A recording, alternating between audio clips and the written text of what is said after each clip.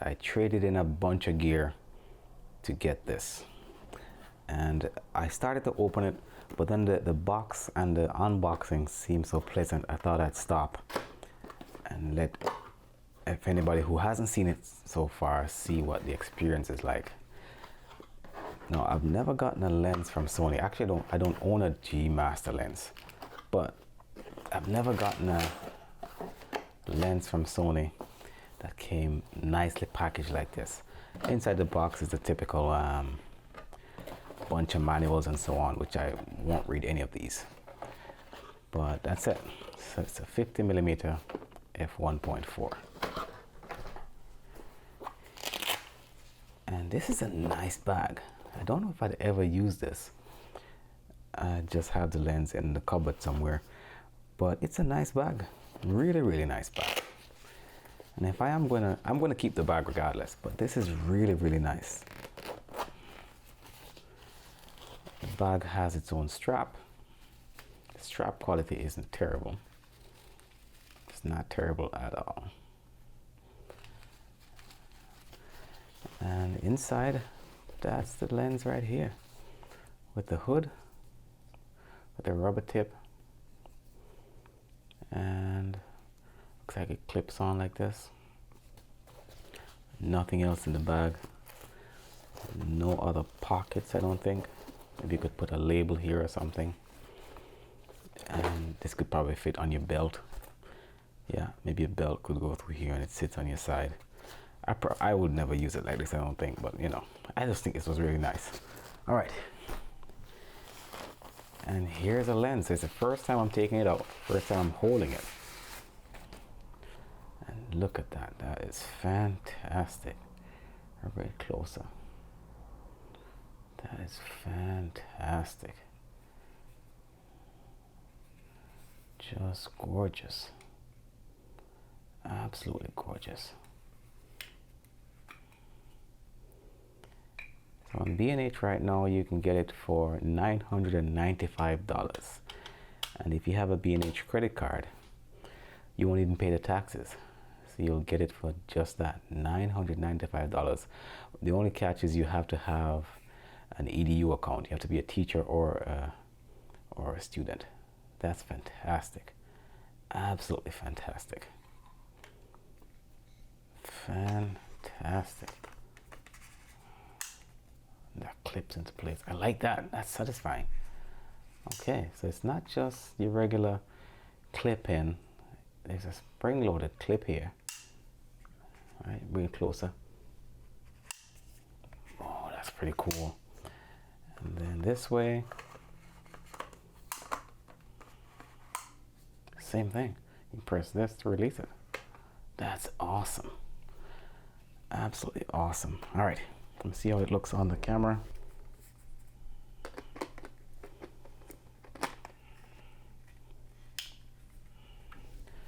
That is fantastic.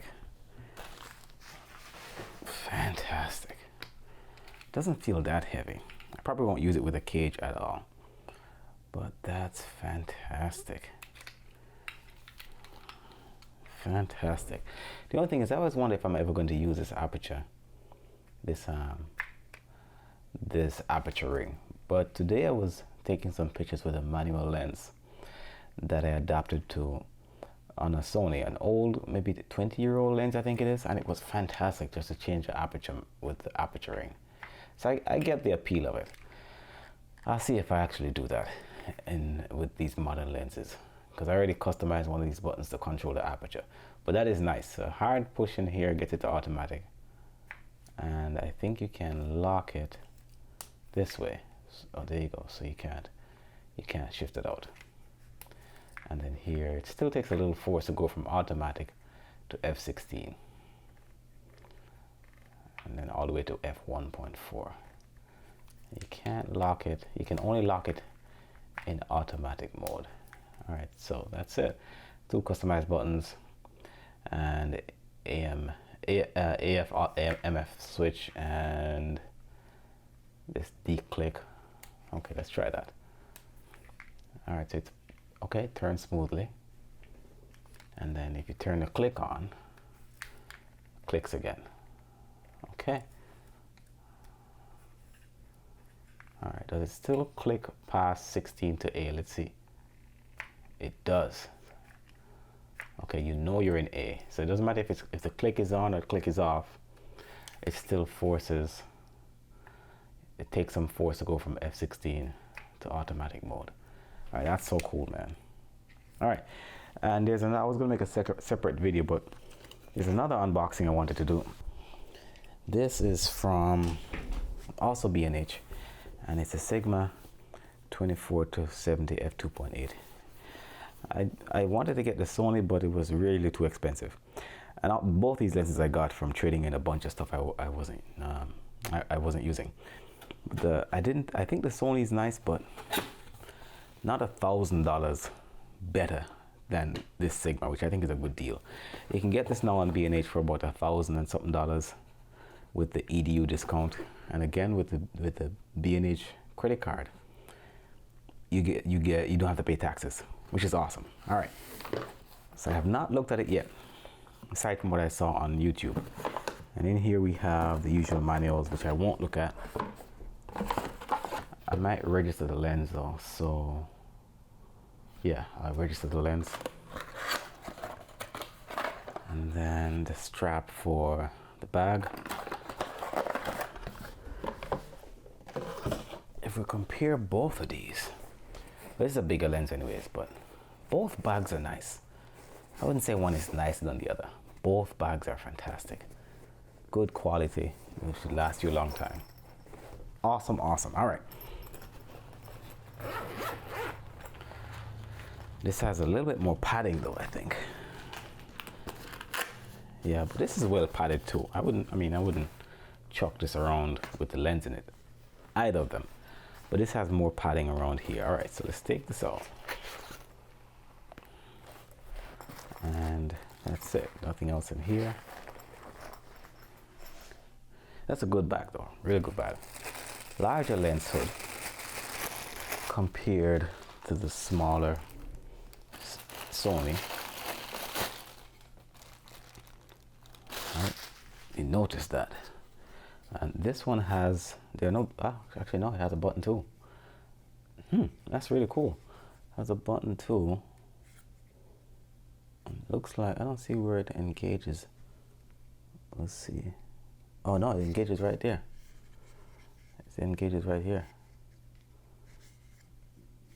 Looks like it's just one spot, yeah, right here. Okay, that's cool.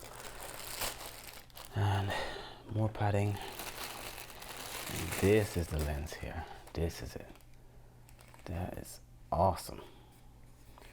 Awesome, awesome, awesome. So it has the aperture ring again. I might use that. We'll see. Looks like it's locked in place right away. Okay, good. So it was locked in place.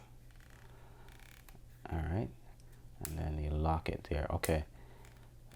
So the Sony has a hard, it takes a little bit more effort to go from the narrowest aperture to A. So here it just kind of slips in. Actually, it takes less effort when it's in clicking mode to go from f22 to A. But you notice it's a big jump. It almost makes an audible sound too. Yeah, like an audible sound. Okay, and then if we take the click off, smooth now, and it still takes some effort. You know you're in A because it's the biggest jump. And then turn the click back on.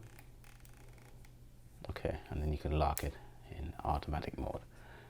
And then that's the zoom. That's nice. And that's the focus. That's pretty cool. That is pretty cool. And then what we got here? Oh, the lock to prevent it from creeping. Okay, so it's locked right now. And supposedly if you turn it while it's locked, it will unlock. And it does, just like that. That's pretty cool. That's pretty cool. And then we have the automatic focus, manual focus switch, and some customizable buttons. All right, let's try this hood.